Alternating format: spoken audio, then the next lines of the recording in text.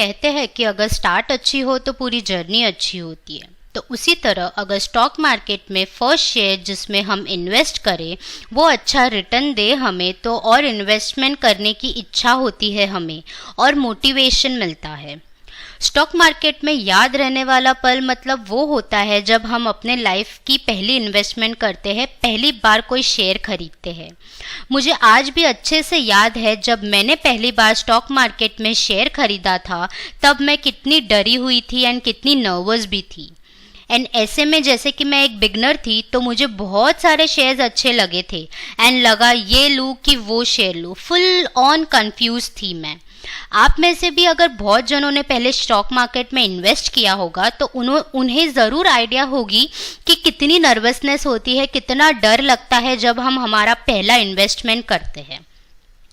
तो जो भी बिगनर है और जो भी लोग स्टॉक मार्केट में अपनी जर्नी स्टार्ट करने वाले हैं, अपना पहला शेयर में इन्वेस्ट करने वाले हैं, वो मेरा ये वीडियो ज़रूर एंड तक देखिएगा, क्योंकि ये वीडियो में मैंने आपके साथ कुछ ऐसे टिप्स शेयर किए हैं जो आपको हेल्प करेंगे अपने फर्स्ट शेयर को सिलेक्ट करने में, इन्वेस्ट करने में। तो आइए इस वीडियो में समझते हैं कि कैसे हमें हमारे फर्स्ट इन्वेस्टमेंट के लिए शेयर को सिलेक्ट करना चाहिए। बट उससे पहले ज़रूर ये वीडियो को लाइक कीजिएगा ताकि मुझे समझ जाए कि आपको ये मेरा टॉपिक अच्छा लगा है, राइट। तो हेलो फ्रेंड्स, मैं हूँ मोनाली छेड़ा। अपन देख रहे हैं मेरी channel bull bear and me. तो आइए ये वीडियो की शुरुआत करते हैं।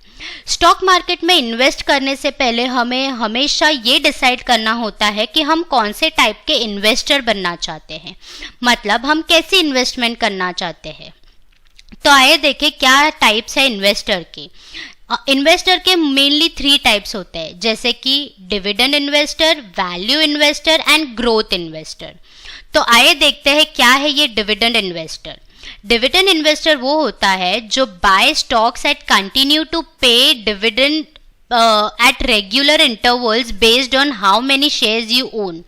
मतलब डिविडेंड इन्वेस्टर वो है जो वही शेयर्स में इन्वेस्ट करेगा, वही कंपनी के शेयर्स खरीदेगा जो रेगुलरली डिविडेंड देती है, डिविडेंड प्रोवाइड करती है on the basis of shares we have of that company. मतलब उस कंपनी के जितने नंबर्स ऑफ शेयर्स हमारे पास है उस बेसिस पे वो हमें डिविडेंड प्रोवाइड करती है। Second is value investor. Value investor is of the opinion that the market has strong reaction to any news and companies. They take advantage of this situation and buy shares of companies that are temporarily undervalued due to temporary market trends. मतलब value investors वो होते हैं जो एक particular share जब under valued होता है तब वो शेयर्स में इन्वेस्ट करते हैं ताकि उन्हें वो शेयर एक कम प्राइस में मिल जाए। मतलब कोई कंपनी है, अभी भले वो अंडर वैल्यू है बट इन फ्यूचर वो डेफिनेटली वो कंपनी ग्रो होने वाली है, उसको ज़्यादा प्रॉफिट होने वाला है। तो अगर अभी वो अंडर वैल्यूड है मतलब उसके शेयर का प्राइस कम रहेगा, तो हमें कम प्राइस में वो शेयर मिल जाता है और इन फ्यूचर हमें प्रॉफिट होता है वो शेयर्स पे। थर्ड टाइप होता है growth investors. Growth investor has an eye on company that has strong projection of sales and earning growth.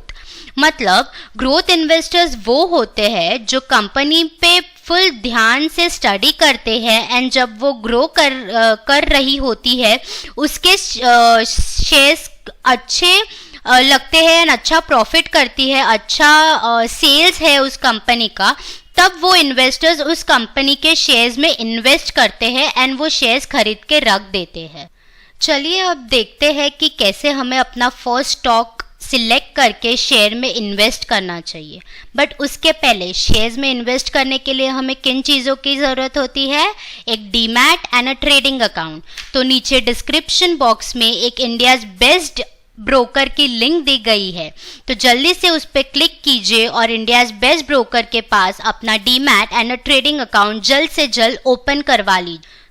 ये कुछ पॉइंट्स है जो ध्यान में रख के हमें अपना पहला इन्वेस्टमेंट करना चाहिए, पहला स्टॉक सिलेक्ट करना चाहिए जिसमें हम इन्वेस्ट करना चाहते हैं। जैसे कि हम देखने जाए तो फर्स्ट पॉइंट है योर ओन ऑब्जर्वेशन। मतलब start observing your surrounding, which products are leading in the market, which products are used and trust. Use and trust. अभी इसको हम अगर सिंपल में समझे तो हमें हमारे सराउंडिंग में ऑब्जर्व करना चाहिए, देखना चाहिए कि लोग कौन सी कंपनी के प्रोडक्ट्स खरीद रहे हैं, कौन से कंपनी के प्रोडक्ट्स का डिमांड है मार्केट में। नॉर्मली लोग कौन से प्रोडक्ट्स ज़्यादा यूज़ करते हैं, किस पे उनको अपना ट्रस्ट है। अगर हम एक एग्जांपल ले तो टाटा सॉल्ट या कोलगेट ही ले लो आप, मार्केट में कितने उसके रिलेटेड प्रोडक्ट्स आए हैं, बट आज भी लोग कोलगेट ही यूज करते हैं and Tata salt he use करते हैं। क्यों? क्योंकि उनका ट्रस्ट है उस प्रोडक्ट्स में, उस कंपनीज में, एंड ये कंपनीज मार्केट को डोमिनेट करती है एक तरीके से, क्योंकि वही प्रोडक्ट्स लोग यूज कर रहे हैं। तो ये एक पॉइंट है, पॉइंट जरूर आपको हेल्प करेगा एक अच्छा स्टॉक सिलेक्ट करने में। सेकेंड पॉइंट है customer satisfaction is must. As I told you, first point में हमने देखा कि you should observe your surrounding, find out the good products. You should also find out the company of which you gonna buy shares, its product is satisfying the customers or not.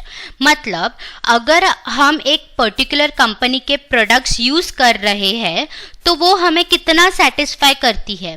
मतलब अगर वो products हम use कर रहे हैं तो हमें लग रहा है कि नहीं कि हमने एक अच्छे प्रोडक्ट में अपने पैसे को इन्वेस्ट किया, अच्छे प्रोडक्ट खरीद के हमने अपना पैसा लगाया है उसमें। तो इन्वेस्ट शेयर्स को खरीदने के टाइम ये ज़रूर चेक करना चाहिए कि जिस कंपनी के शेयर हम खरीद रहे हैं उस कंपनी के प्रोडक्ट्स को यूज़ करके कस्टमर्स को कितना सेटिस्फैक्शन मिल रहा है, सेटिस्फैक्शन मिल भी रहा है कि नहीं। इससे हमें डिसाइड करना चाहिए कि उस कंपनी में हमें इन्वेस्ट करना चाहिए कि नहीं करना चाहिए। थर्ड पॉइंट जिस पे हमें ध्यान देना चाहिए वो है प्रॉफिट एंड सेल्स ग्रोथ। मतलब अभी हमें ऐसा, हम लोग ने ऑब्जर्वेशन करके प्रोडक्ट सिलेक्ट कर लिया, एक उसका कस्टमर सेटिस्फैक्शन देख लिया और एक हमने शेयर चूज़ कर लिया, बट हमें साथ में ये भी देखना है कि वेदर वो कंपनी प्रॉफिट एंड सेल्स दोनों कर रही है कि नहीं। हमें कोई भी कंपनी के शेयर्स को चूज़ करते टाइम ये ध्यान रखना चाहिए कि वो कंपनी का सेल्स भी बढ़ रहा है एंड साथ में प्रॉफिट भी, दोनों साथ में बढ़ना चाहिए। कोई एक बढ़ रहा हो तो वो काफ़ी नहीं है। जैसे कि अगर सिर्फ सेल्स बढ़ रहा है पर प्रॉफिट कांस्टेंट है, मतलब कंपनी मुनाफा नहीं कर रही। बट एक स्ट्रॉन्ग कंपनी वो होती है जो सेल्स के साथ अपना मुनाफा भी बढ़ाए, अपना प्रॉफिट भी बढ़ाए, क्योंकि लॉस में बेच के तो कोई भी सेल्स कर सकता है, पर एक बेस्ट कंपनी वही होती है जो अपने सेल्स भी बढ़ाए एंड साथ में प्रॉफिट भी करे। फोर्थ पॉइंट जिसका हमें ध्यान रखना चाहिए वो है इस कंपनी हैव डेथ। मतलब हमें ये ज़रूर चेक करना चाहिए कि कंपनी ग्रो तो हो रही है बट उसके डेथ कितने हैं। अगर कंपनी पे ह्यूज डेथ है तो आप ही सोचें क्या हमें ऐसी कंपनी में इन्वेस्ट करना चाहिए क्या, क्योंकि कंपनी को डेथ कवर करने के लिए, उसका लोन रीपे करने के लिए वो टाइम टू टाइम अपने एसेट्स को बेच के अपना डेथ उसे कवर अप करना पड़ सकता है। और अगर एक टाइम पे वो ही काफ़ी नहीं रहा तो उसके प्रमोटर्स को अपनी होल्डिंग्स भी सेल करनी पड़ सकती है वो डेथ, वो लोन को कवर अप करने के लिए। तो अगर उस टाइम पे वो शेयर का प्राइस बहुत गिर सकता है। तो एक अच्छे शेयर में इन्वेस्ट करने के लिए पहले हमें ज़रूर चेक करना चाहिए कि वो कंपनी का डेथ कितना है, कितना डेथ है वो कंपनी पे। So now fifth point is कि मैनेजमेंट। हमें ये ज़रूर ध्यान देना चाहिए कि उस कंपनी का मैनेजमेंट कैसा है। अगर मान लो एक कंपनी का ग्रोथ अच्छा है, प्रॉफिट भी करती है, डेथ फ्री भी है, कस्टमर सेटिस्फैक्शन भी है, पर उस कंपनी का मैनेजमेंट अच्छा नहीं है, तो क्या आप ऐसे कंपनी में इन्वेस्ट करना चाहेंगे? क्योंकि अगर कोई कंपनी का मैनेजमेंट ही अच्छा नहीं है तो वो कंपनी तो कभी भी बैंकरप्ट हो सकती है, कभी भी वो कंपनी उठ जाएगी। तो क्या आप ऐसी कंपनी में इन्वेस्ट करना चाहेंगे? आप ही सोचिए। नाउ सिक्स्थ पॉइंट है कि एनालाइज द कंपनीज बिजनेस। मतलब हमें जिस कंपनी के शेयर खरीदना है उसको थोड़ा टाइम देना चाहिए कि उसे हम एनालाइज करें, उसे हम स्टडी करें। आपको जो शेयर खरीदना है उसके बारे में सोचना चाहिए कि वेदर ये कंपनी जिसमें मैं इन्वेस्ट करना चाहती हूँ या चाहता हूँ उसके प्रोडक्ट्स का इन फ्यूचर में डिमांड इंक्रीज होने वाला है या डिक्रीज होने वाला है। अगर आपको लगे कि इन फ्यूचर वो कंपनी का डिमांड इंक्रीज होने वाला है तो आपको ज़रूर उस कंपनी में इन्वेस्टमेंट करना चाहिए। बट अगर आपको लगे कि वो कंपनी के प्रोडक्ट्स का डिमांड इन फ्यूचर कम हो सकता है, गिर सकता है, तो आपको उस कंपनी में इन्वेस्टमेंट बिल्कुल भी नहीं करना चाहिए। 7th point, share holding pattern. हमें कंपनी के शेयर होल्डर्स पे भी ध्यान देना चाहिए। जैसे कि अगर वो कंपनी के प्रमोटर्स उस कंपनी में अपनी होल्डिंग्स को कम कर रहे हैं, सेल आउट कर रहे हैं, मतलब वो उन्हें ही अपनी कंपनी पे ट्रस्ट नहीं है। सो ये बिल्कुल भी एक अच्छी साइन नहीं है किसी भी कंपनी के लिए जब उनके प्रमोटर्स अपनी होल्डिंग्स को कम कर रहे हैं। तो हमें भी ऐसी कंपनी पे बिल्कुल इन्वेस्ट नहीं करना चाहिए जहाँ पे प्रमोटर्स ही खुद अपने शेयर्स को सेल कर रहे हैं, कम कर रहे हैं अपनी होल्डिंग्स उस कंपनी की। ये है कुछ 7 पॉइंट्स जिसका हमें ध्यान रखना चाहिए अपना फर्स्ट शेयर में इन्वेस्ट करने के लिए, अपनी फर्स्ट कंपनी के शेयर्स को सिलेक्ट करने के लिए, ताकि हमें प्रॉफिट होने से कोई ना रोक सके, हम एक अच्छा खासा प्रॉफिट उस फर्स्ट इन्वेस्टमेंट से ही कमा सके, राइट। अगर आपको ये मेरा वीडियो पसंद आया हो तो लाइक करना ना भूलिएगा और चैनल को ज़रूर सब्सक्राइब कीजिएगा और नोटिफिकेशन में बेल आइकन को प्रेस कर दीजिए